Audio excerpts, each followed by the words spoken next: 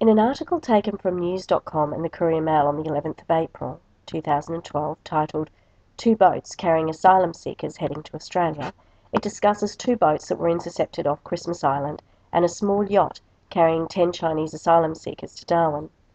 There were 99 passengers on one boat and 156 on another that were intercepted in the waters just off Christmas Island and brought to Christmas Island Detention Centre, where they are awaiting processing, making them the largest number of arrivals at one time under the current government.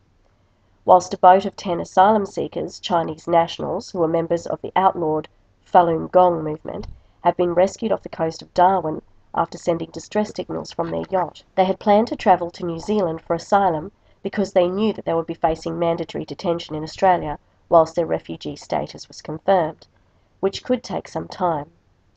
Mr. Luo, spokesman for the group, said that he was terrified of being locked up, as he had experienced back in China. However, due to treatment received by the Australian officials, he had changed his mind and would not further the risk of continuing on to New Zealand. He said, "Australia is so different.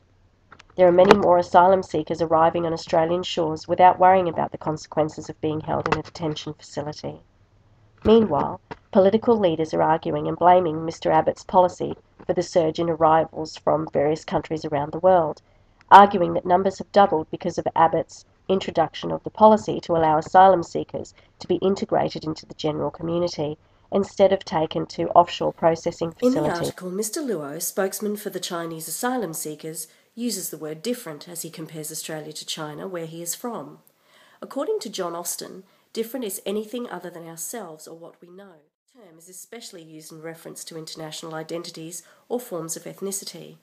Those individuals in large proportion who cohesively form a group that shares the same likeness, be it in appearance, culture or characteristics, which make them the same as each other but different from others. Many of these races and ethnicities are demonised for their difference because of how they are portrayed by media and film, or stereotyped and categorised into imagined roles of terrorist and war criminal, sometimes as a result of past events, such as 9/11, where we feel unsafe or threatened.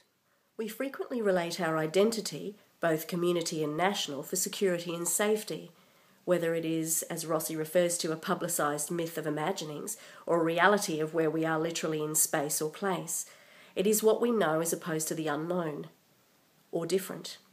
As any asylum seeker, however, more directly the Chinese nationals in this case, are considered inferior, untrustworthy, and something of a threat due to their positions on the axes of identity, so vastly at antipodal ends of what is accepted or known as safe and secure. Said, who coined the term Orientalism, described Asia as it was seen by the westernised world, making it apparent that the westernised world, including Australia, is different in culture, ethnicity and social implications. They are different in class, race and both historical and social. They are also displaced in terms of space and place, being forced to leave their places of meaning like home and the land of their heritage and culture.